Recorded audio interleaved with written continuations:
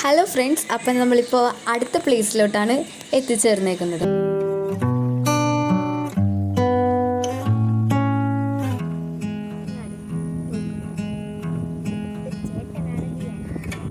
ജരാതുകൾ തോറും നിത്യോർമയാ. സ്ഥലം അങ്ങ് എത്തിയപ്പോൾ തന്നെ ഉണ്ടല്ലോ പുള്ളിക്കാരത്തി അവിടെ കയറി അങ്ങ് ഇരുന്നു.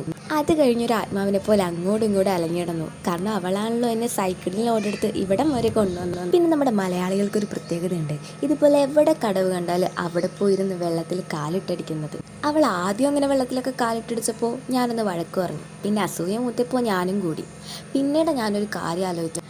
അതെന്താണെന്ന് വെച്ചാൽ ഇവിടെ നോക്കിയാൽ ചാത്തനാട് കടമക്കുടി പാലം നമുക്ക് കാണാൻ പറ്റും. പിന്നെ നല്ല മഴക്കാരുണ്ടായിരുന്നു.